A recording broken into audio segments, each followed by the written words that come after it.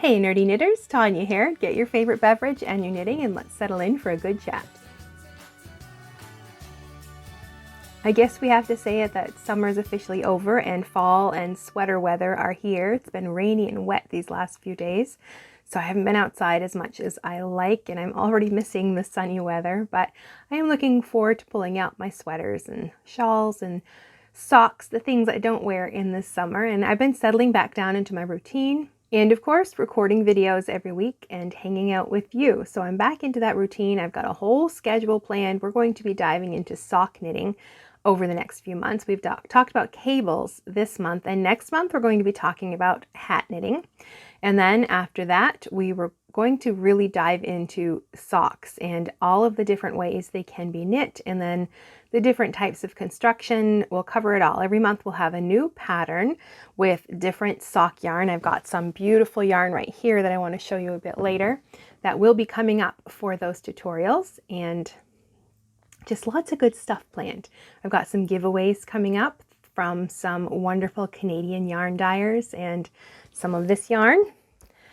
So I'm really excited to be able to do that and share some of the goodies that I get to knit with and share them with you. And the one company I was really happy. She sent me some lovely yarn, and then she sent a lot of little extra things like stitch markers and some pins and things like that. So I'm going to be making up a couple of giveaway bags, and no giveaway this month, but this is just what's coming up in the winter months, something to cheer us up in the cold, dreary winter days when things are dark and there's not much sun. I have to admit, I love the sunshine. I don't mind that I get to pull out my nice woolly things in the fall and winter, but I'm a summer person. I really like the warmth and the heat. Might be because I live in Canada and it's cold a lot of the time. So when the sun is finally here, I like to enjoy it. But anyways, the giveaways give me something to look forward to in the winter and share some of these really fabulous yarns and a little special surprises with you. But I have been doing some reading as well. It's more of comfort reading. I'm rereading all of my favorite Jane Austen novels. I happened to catch the new adaptation on Netflix for Persuasion. Now, if you're a Jane Austen fan, you're probably going to hate the movie, but I took it with a grain of salt. I knew it was going to be absolutely not like the book, and it wasn't. It wasn't at all. They really changed the characters, and Persuasion's one of my favorite stories. I really like that book. I like the characters in that book. Anne is the main character, and she is more reserved, but she's just a wonderful character. But they really changed the character for that adaptation. But I just look at it more like as fun fluff to watch. It wasn't a faithful adaptation at all, but it was fun, and it was just another cute play on the bonnet dramas, as my daughter likes to refer to them, that I like to watch. But it did want me to read. It gave me the desire to reread my favorites. Now, I read all of the Jane Austen books and even some of the unfinished things, but I'm not rereading all of them. There are some that I read once and I probably won't read again, like Mansfield Park is not my favorite. But my favorites are probably Persuasion, of course, and Northanger Abbey and Pride and Prejudice. So I've reread Persuasion and Pride and Prejudice, and I'm working my way through Northanger Abbey right now. And I rewatched the Colin Firth and Jennifer Ely version of Pride and Prejudice, and I don't know, I've just been in that mood, I guess, with the weather changing and not being outside as much, sitting down and watching something that I like. My comfort shows, I guess, and rereading some of those classics are just a nice thing to do. So if you're a fan of the Jane Austen books or the movies, I'd love to know which ones are your favorites. Do you like the more faithful adaptations, or are you okay with the popcorn Netflix things that definitely just take the names of the characters and kind of chuck the rest of the story out, and so they can do their own thing? But yeah, Persuasion, it was not, the Netflix version was not definitely not a faithful adaptation, but it was fun and it was cute. And I think the highlight was the Anne's sister Mary. She's perfect in this. I mean, the language is definitely not taken from Jane Austen's books. I mean, they say things like my exes and I'm an empath and all of these like very modern things that would not have been said. But her character, she does a great job. Like she's just a wonderful character, and And Henry, what's his name? Henry Golding, I think. I think that's his name. I've seen him in a few different things, and he's in this, and he's very easy on the eyes. He's very nice to watch on the screen. But anyway, if you like Jane Austen, then I can't say I'd recommend the new version of Persuasion, but if you don't mind a fluffy story, then this one it's perfectly fine. It's fun. It's cute. It's not faithful to the book. Don't expect it to be like the, oh goodness, there's another version. Ciaran Hinds is in it, I think. That one is really well done. There was another one in the 90s or early 2000s, I think. That one's all right. Not my favorite. But I think the one with Ciaran Hinds is probably, I can't say it's exact to the book, but that was probably my favorite adaptation of Persuasion. But anyway, that's enough book talk. Now, if I have a new knitting poll out, if you'd like to answer, I'd love to know if you're knitting any Christmas gifts. If you're knitting all the things or just a few things, or you don't knit gifts at all, then you can hop on over. I'll have the link down below. You can hop over and answer that poll and see what everybody else has to say about knitting Christmas gifts. I actually have right now no plans. Besides dishcloths, we attend church pretty much every week. And I usually take something like cinnamon rolls or something and share those or give them as gifts. But I know a lot of people are giving up sugar or there's so many different dietary restrictions. I don't even eat gluten, so I've made them for the last few years and haven't even eaten them myself. But it seems like there's more of that going around, so I don't think I'm going to make cinnamon rolls. So I thought I would knit some dishcloths instead. So I've been knitting piles of dishcloths, and that's what I've been knitting while I'm at church too. I need something small that I don't really have to think about. So what was this? Why was I talking about this? I don't know. Oh, for gifts. Yeah, for Christmas gifts. So not actual gifts for everybody, but I like to give out a little something to the people at church. So I'm going to probably do a few dishcloths and then maybe buy some pretty soap or a soap container. I'm not sure what, something like that. And then wrap it up with a ribbon, just something small like that. So that right now is all that's on my Christmas knitting list. I don't think I have any like big gifts to knit. My daughter does have another sweater she'd like me to make. I've got a picture of it over here on my bulletin board. But that, I haven't even bought the yarn for that. We plotted out the picture, but that is about it. So I have knit some gloves for my husband and my father-in-law, but they're probably going to want those before Christmas because most likely it will snow. So I can't really save those for Christmas either. But anyway, that's it for the poll. If you want to go answer that poll. And knitting courses. I have been working through the Professional Knitwear Design course from the Knitting Guild Association. I have made absolutely no progress since last month's podcast.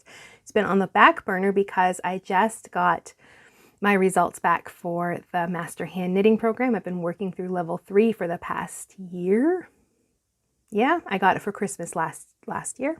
No, the year before. I think. I can't remember. Somewhere in there. I have a Ravelry project page. I don't usually do them for all my other projects, but I did for the master's program just to keep a record. And I like to look at everybody else's projects when I was working on it as well.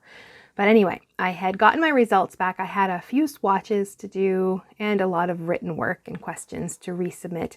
So I had that all sent back. And then a few weeks ago, I got an email from the co-chair that's in charge of my progress.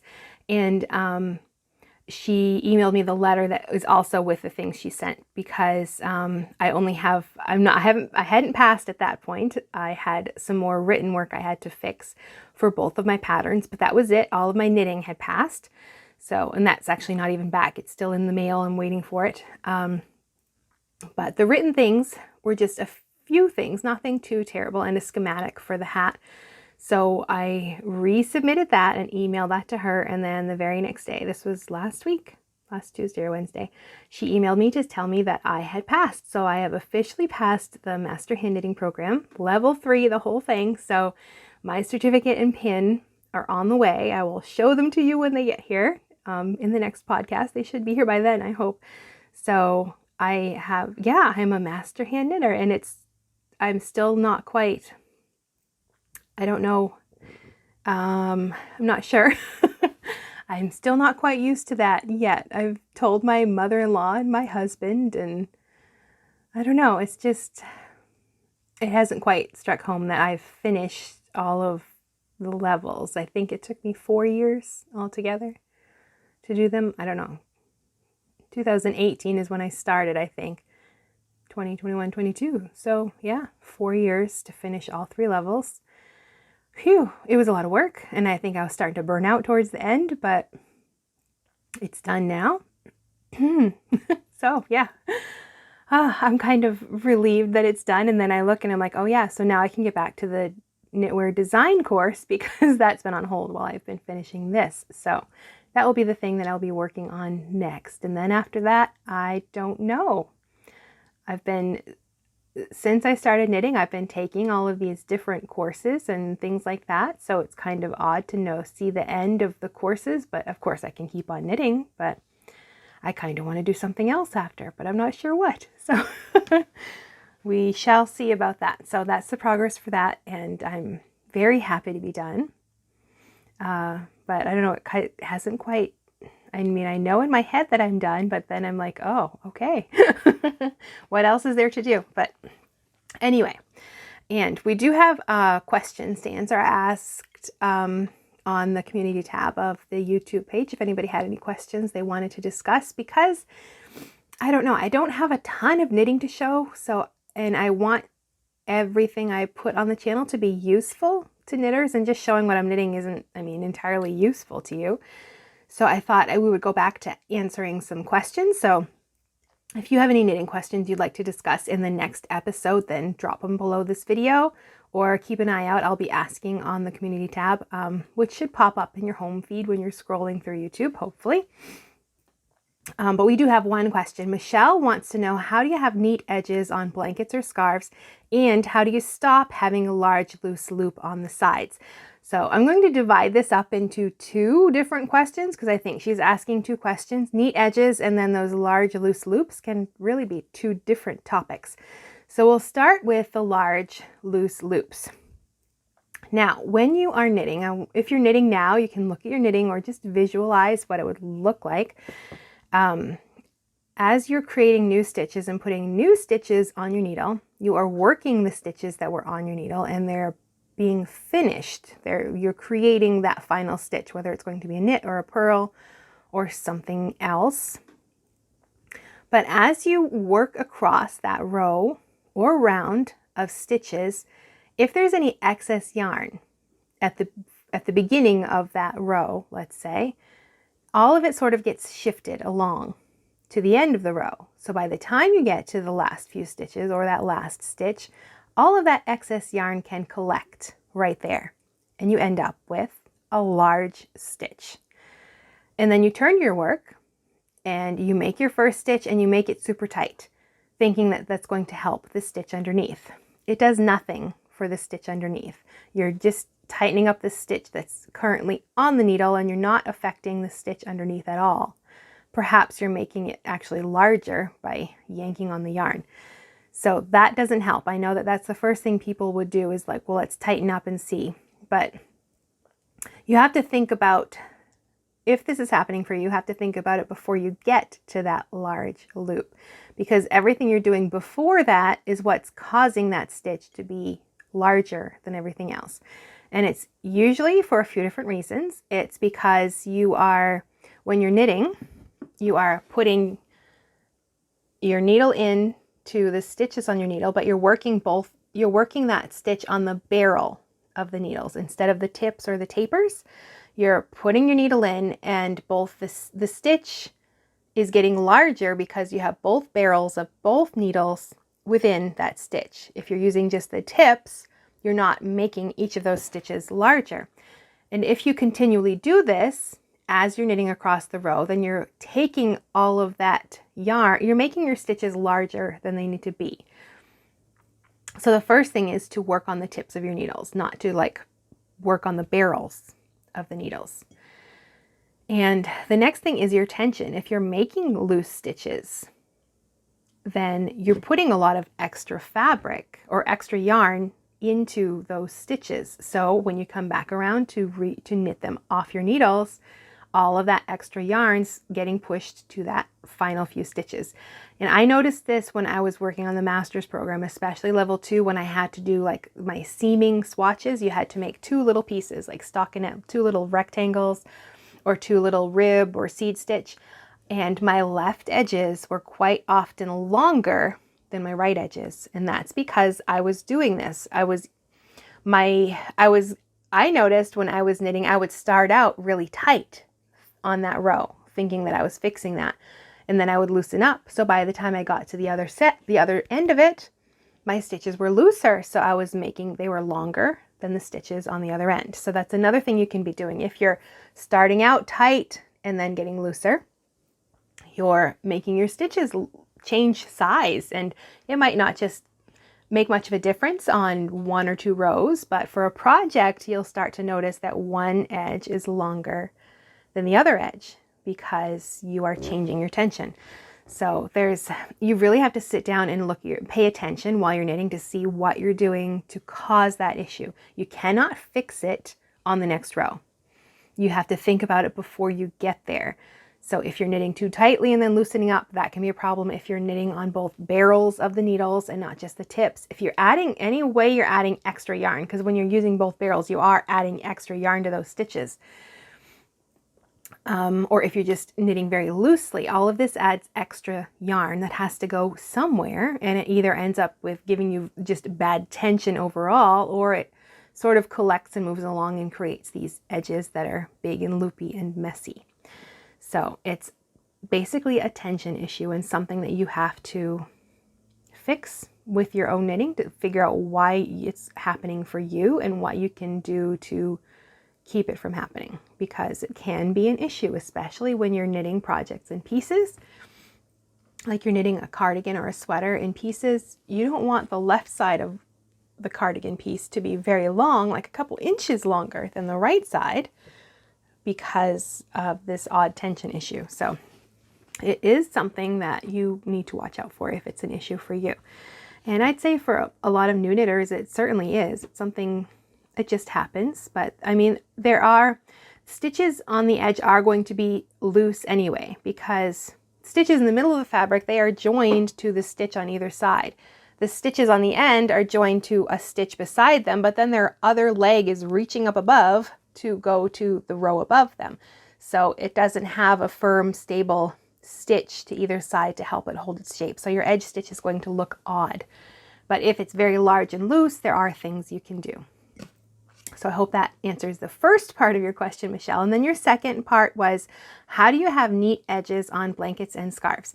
Now this is when a lot of people would slip the first stitch to create that little rope up the side.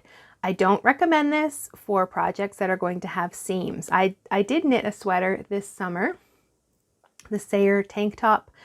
I'll try to remember to link it down below. And that was one of the things in the pattern, was to slip the first stitch. And I figured I'm going to try it just to see. And it is a garment that's knit in 2 pieces and then you seam them together. So I was cautious because I don't like to slip the stitches if I know I have to make a seam. I want every stitch I can along the sides to be very firm and stable. But if you're slipping a stitch, you're making that edge stitch twice as tall. So it's basically the height of 2 rows, which looks nice. But when you're sewing something up, it can, if they're loose, then you end up with like holes at your seam, and it's not quite as nice for seaming, I don't think. And if there are tension issues, you're actually moving them to the next stitch over. So there's lots of reasons I don't like to slip a stitch. And with that tank top, I did it because I wanted to see what would happen, and I didn't like it. I mean, it's fine. It's just a tank top I'm going to wear around the house. So I wasn't super concerned, and it was nice to check and see if my feelings were correct about that, about not slipping a stitch. So for garments where you're going to be sewing the pieces together, don't slip a stitch. But for, like she says, blankets, scarves, flat pieces, slip that edge stitch and give yourself that nice little edge. So there are basic ways to do this. Let's start with garter stitch. Garter stitch, it's very simple, and I really like a nice slip stitch edge on garter stitch. It just looks very nice. It gives you a nice little rope up the side. So what you want to do for garter stitch is you get to You've just finished a row, you've knit the last stitch because you're knitting every row. You turn your work and the yarn's in the front towards you, not the right side of the work, but it's when it, the words when it's saying when with yarn in front or yarn in back, it means where the project is facing you. So you've turned the work and you bring the yarn towards you. You slip this stitch. Now you can slip it purl-wise or knit-wise. Doesn't really matter. It's really up to you. Try both, see which one you like. Not going to make a big difference. I think purl-wise is slightly looser because knit-wise sort of does twist it a bit. But, I mean, test them and see which one you like. You slip that stitch, knit across, knit the last stitch. So if you're working in garter stitch, that's all you have to do to keep that little rope along the edge. You knit to the end, you turn your work, the yarn is facing you, you're working yarn, you're slipping that stitch, whether you're slipping it knitwise or purlwise, then taking the yarn to the back between the stitch you've slipped and the next stitch on the needle, and then you just work across. And that will give you that little rope-like edge, which I really like on garter stitch projects. Now, in stockinette is going to roll anyway. Slipping a stitch is not going to make a difference. So you need some kind of an edge stitch around there anyway. But if you're working some sort of a slipped stockinette edge, this one is a bit more involved.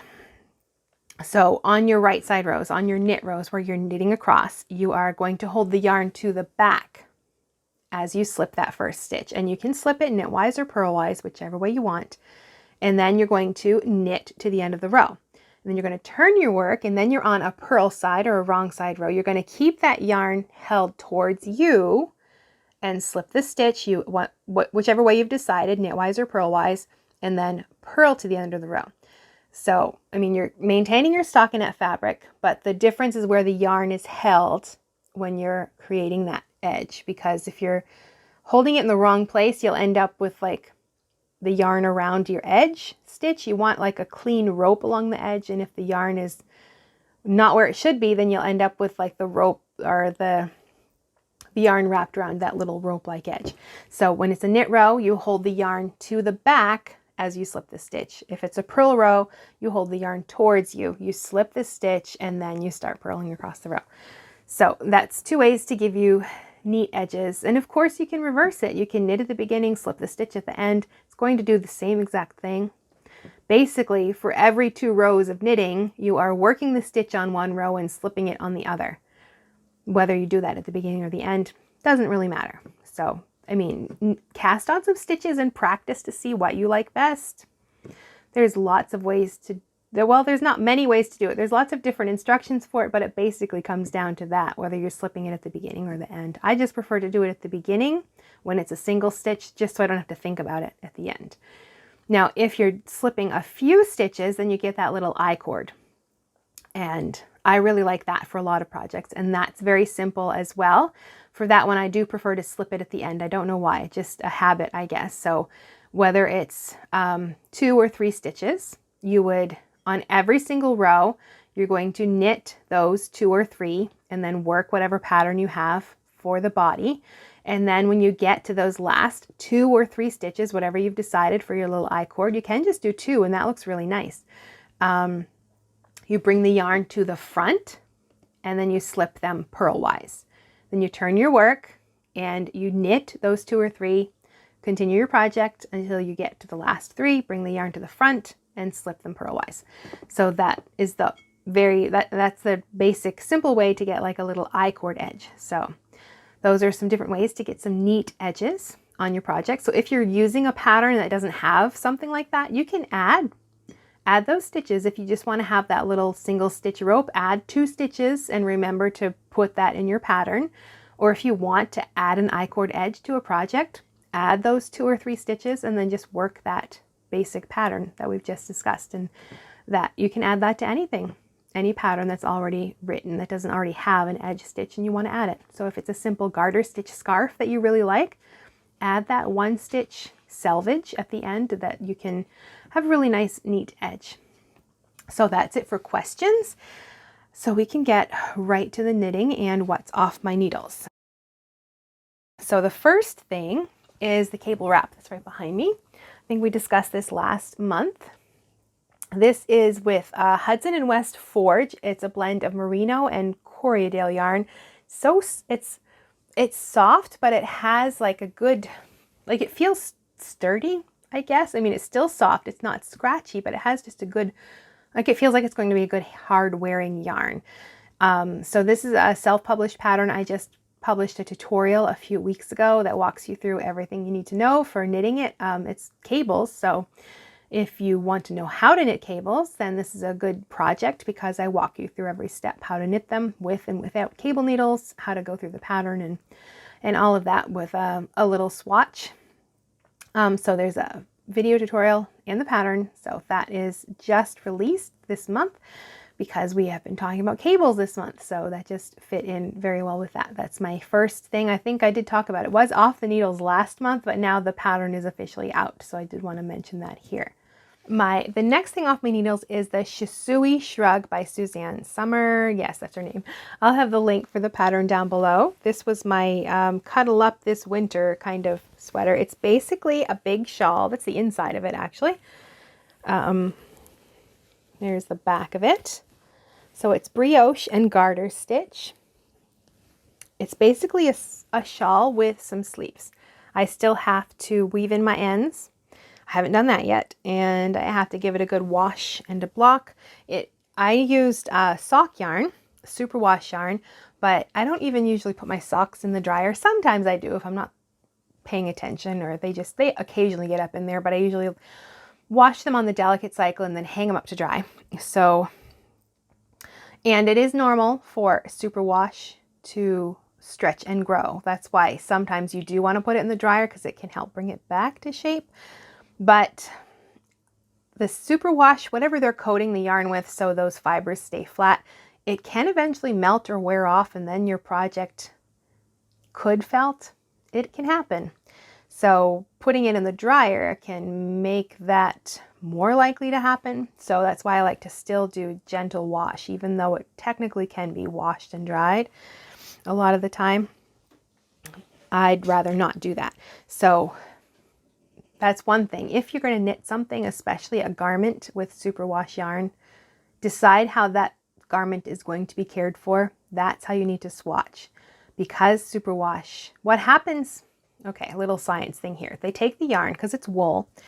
Wool that is not coated can be felted. Like if you have heat, moisture, agitation, any of those things, you can take that yarn and turn it into, like, I don't know if you've ever seen like a wool coat or wool hat. That was like yarn at one point, but they turned it into that thing, and then they used heat, agitation, moisture, all of that to make all of those fibers stick together. In the superwash process, the yarn is coated in some sort of something. I don't know what exactly, but it keeps all those fibers from sticking together. But when that happens, that also affects the yarns. You want them to stick together because that holds your project in shape. And when you coat them, those fibers can't hold together. They're slipping against each other. And that's why if you hear people say, I knit a sweater and it grew, it's because that superwash coating doesn't let those fibers hold together, and they slip and slide against each other and they grow. So all of this to say, if you're going to knit a garment in superwash, knit it tighter than you normally would with wool, because that will help. But then treat your swatch, and it should be a large swatch so you can really understand what's going to happen with that yarn. Treat it like you're going to treat your finished project. If you're not going to be putting that project in the dryer, which can bring that superwash back to the size you want, then you're going to want to wash it, lay it out the way it's going to be, the garment's going to be treated. And then maybe even hang it up with a bit of weight on it. I don't know, just to see how it's going to act, because then you'll be able to tell how much that yarn or that swatch is going to grow. Might be a good idea to take your measurements before you block it and then after as well, so you can see how much is growing, because that fiber is going to grow. So anyway, all that to say that I want that to happen with this.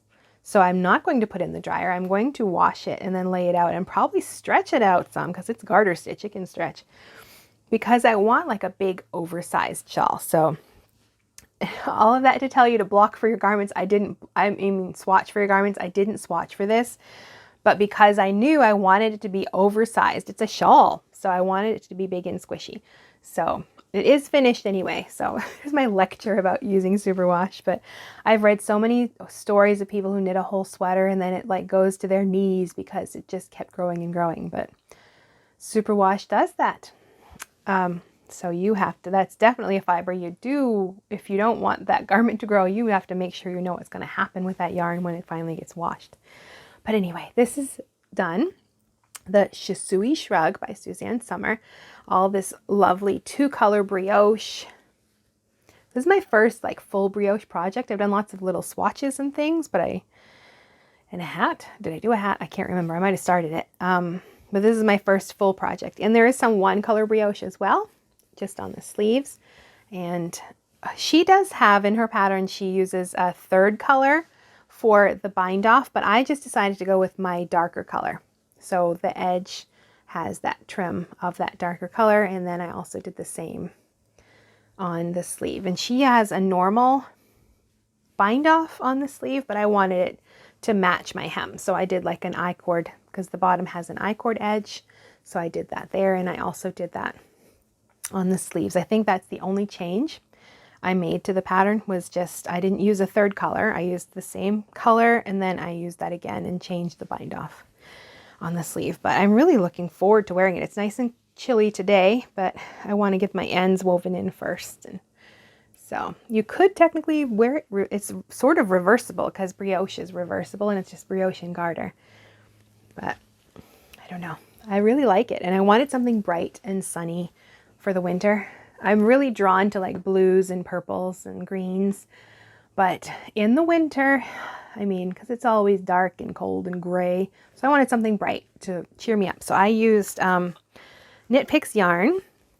There, let me see. This is Stroll Tonal in Guppy. This really pretty bright orange. I really like this color.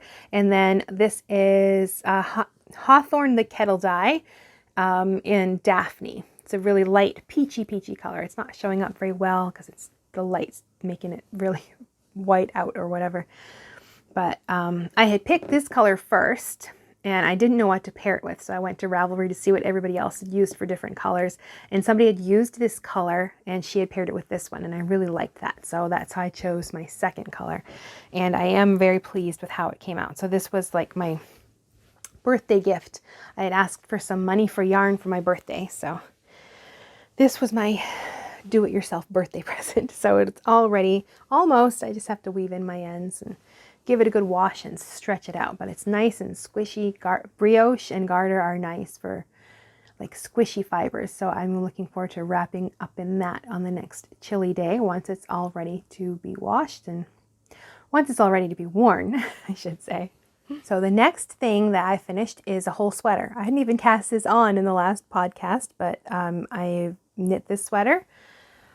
This is my own design. It's going to be coming out in Cast On, I think in November, magazine for the Knitting Guild Association. So the body is this plain cropped solid color. It's got a folded hem at the bottom. It's still a bit damp. I need to lay it down again and let it dry. And this high crew neck collar. And then the sleeves are where all the fun is. We've got stranded knitting and there's no shaping in this. So what you pick it up the stitches on along the sleeve opening and you knit them straight down. So they are wide for a reason. I wanted that nice, really dramatic sleeve and then finished with some I-cord in the main color. So this is my first sweater design. I've knit the sweater and now I've got to get the pattern finished and all of the grading for the different sizes. So this is for, I think, the 44-inch bust size that was requested. So very pleased with how it came out and I really like the colors and it's a bit damp, so I'm going to lay it back down over here So that sweater is knit with 2 yarns, well, the same yarn, Journey Worsted from Julie Asselin Yarns. It's a yarn dyer here in Quebec, Canada, using their Fleur colorway and their Naturel. So the Fleur is for the body and then the sleeves as well, and then adding this for the stranded color work. And I'm really happy with how it came out. Definitely nervous about doing the pattern. Well, the pattern's pretty much written, but now I have to do all the different sizes. It shouldn't be that hard because it is just a drop shoulder. It's basically a square. So the only shaping there is there's some short rows for the shoulders and the neckline shaping. Not even any shaping for the sleeves. You just pick up the stitches you need and knit them straight down without any shaping. So it ends up looking sort of like a bell sleeve. But anyway, I'm kind of excited to know that that is coming out soon. My first sweater design, and I've got more ideas percolating up in my brain for future sweaters as well. But that is it for what is off my needles. I do have one thing that's on my needles. So the only thing on my needles right now that I've finished my sweater is a swatch for an upcoming bias knit wrap. It's just a simple knit 2 purl 2 rib, but it's knit on the bias, so it starts at one point and then you're increasing at both sides. And then I'll start increasing at one side, decreasing at the other, keeping that knit 2 purl 2 going. Got some I-cord edging going on. I'm not sure if I like this. I'm using a size 4 needle right now with, I think this is fingering weight yarn. I might bump it up to a 5 or even a 6 because I really want like a really flowy, drapey fabric. And this is knit with this pretty color called Goldenrod. 65% silk, 35% linen. It is from Alley Cat Yarns, a yarn dyer here in Canada. She's in Ontario. So it's really lovely yarn. It's silky and linen-y, so it's got that really beautiful drape, which I want to enhance. So I think I might go up a needle size or 2 to really get a lot of good drape. But because it is knit 2 purl 2 rib, doesn't look so hot in plant fibers, but it doesn't look terrible either. So I'm going to finish my swatch on the size 4 and see how I feel about it. And then we might test it out on a size 5 or 6 and see. The yarn is very lovely. It just has a good feel to it. It's soft, but I can tell that it's going to be like a nice drapey fiber or yarn. That's what I really want. And I've got another color in here, her Platinum, right there, which is almost this silvery color. I don't know if that's going to show up very well on there, but I really like this one. So the Goldenrod, I'm going to make like a scarf size, and then with the Platinum, I have 4 skeins. So I'm going to make more like a big wrap. Same pattern, but this one will be coming out in the spring. So perfect time to have a silk and linen wrap for chilly summer or spring evenings. So the pattern's in progress, and I've got the winter to get it all sorted out and tested and things like that. But oh, I really like that color. I like them both, but the Platinum is speaking to me. I really like silvery color things. So anyway, that's the only thing on my needles right now. But like I said earlier, we do have lots of things upcoming. We've got a hat, talking about hats next month. So I've got a hat pattern that will be our project for the month, and then answering hat questions and other hat related knitting tips. And then we're going to move into socks, and all of the socks. I think I can't even remember how many months, because we're going to start with basic double pointed needles, cuff to toe. Then we'll do magic loop and 2 at a time on magic loop. And then we'll also do some of those. We'll have short row heels and the 2 circulars method and shorties, and one more, feels like I'm missing one, flexible double point, because they're different than regular double points. So I've got yarn on the way for some of those, and I also have the yarn here for some of those that'll be coming up. And this is all from Alley Cat Yarns. So this is going to be what I'll be knitting the socks with, but we'll also be having some giveaways in a few months, not quite on the schedule yet. So this one is her smooth sock.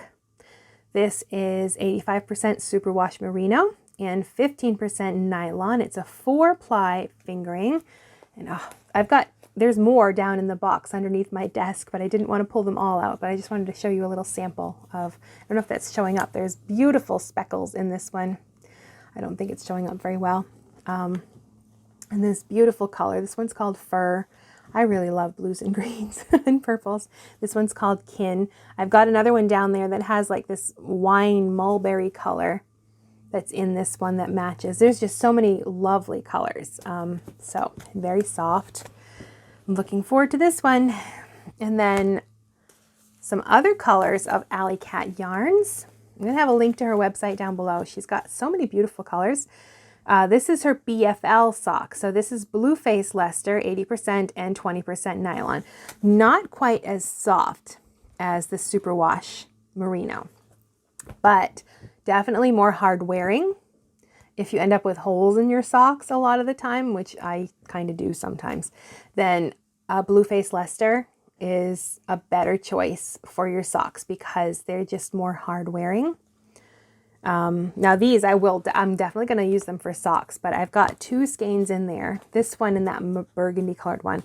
I'm seriously considering knitting like a shawl or something with them because Superwash is great for that because it has that wonderful drape. Again, where we talked about how the fibers, the yarn, they don't stick together. They sort of slide against each other. So you get that nice drape, which comes in handy sometimes when you want it. Not so much when your sweater's starting to sag down to your knees, but when you want that beautiful drape like in a shawl, then a Superwash Merino is perfect. Good for socks too. It does have the nylon, so that will keep it from wearing out. But if you do tend to get the holy socks, then a Blueface Leicester is going to be a better choice for you, or more nylon content, or using, oh goodness, what is it? That nylon thread that you can add to the points where you get the holes. Like you could just darn those areas ahead of time to prevent the holes. There's lots of things to do, but these colors, this one is just, isn't that so pretty? It's almost shiny. This one is ochre and this one is carbide, and it has some of that ochre color in it along with some of that teal blue, and just lovely yarns. Really, really lovely. So I'm looking forward to knitting some socks with these, and also I'm not sure which colors. I have to sit down and look at them, giving some away to you. So that's upcoming in a few months as well. And of course we are the nerdy knitting channel, so we have to talk about some nerdy things like books. So this month's book is by Melissa Leapman. I'm not sure maybe I've talked about this one before, I don't know, but I had it pulled out again. This is a library copy. This isn't my copy. It's on my Amazon wish list, so I'm definitely going to be buying it because I keep getting it from the library. This is part Stitch Dictionary. Actually, most of it is a Stitch Dictionary, but also sort of a step-by-step formula for creating your own shawl using triangles, basically. If you think about putting 2 triangles together, you can get a top-down triangle shawl like that. Is that a top-down triangle? Yes, it is. You've got 2 wedges that create one large triangle. So that is basically what her book is, Knitting Modular Shawls, Wraps, and Stoles. You can see right here on the cover, she shows you how you can add triangles together to create different shapes. And she's got tons of shapes in here, from the top-down triangles, adding more to create more circular shapes, knitting them individually and then sewing them together to create like rectangular, rhomboid, is that a word? Yeah, kind of shapes. Or I designed, using her ideas and some other stitch patterns from some other books, a center out shawl that is a square basically, but it's 4 triangles that you work from the center out that become a large square shawl. So there are, the beginning of the book is about that. Like it talks you through the different steps of shaping your shawl. And she's got the steps like listed in a whole section of that on here. How to work step by step, decide on your shape that you want, and then the stitch patterns and your background texture, because all the stitch patterns can sort of be, you could work them on a stockinette background or on a garter stitch background. Then you've got the edgings and then your cast on area, the border you want to add, even your bind off, because you don't just bind off, you can just bind off, but maybe you want to do like a little crochet edge or an I-cord edge or baubles or something like that, or a picot bind off. Then all of these, like these 7 steps, are the things you would go through. She walks you through each one, and even the different shapes. Like here's some of the shapes that she talks about how to put them together. And then the majority of the book is the stitch patterns. But what's nice about them is they are all charted for you and written instructions in that triangle shape. So it's not like, here's a stitch pattern, now you've got to figure out how to make it fit into the shape of the shawl. So it's got a nice big swatch and then the charted and the written instructions for it. So that is most of the book. And then there's also like insertions you can add and borders and edgings. But I mean, the book is basically a stitch dictionary, but she gives you the instructions for taking those different stitches and creating your own shawl with them basically. And she even divides them up into their multiples. So if you're combining stitch patterns, you don't have to try to figure out how to combine different stitch multiples. You could just combine 2 8-stitch multiples or an 8 and a 16 or something like that.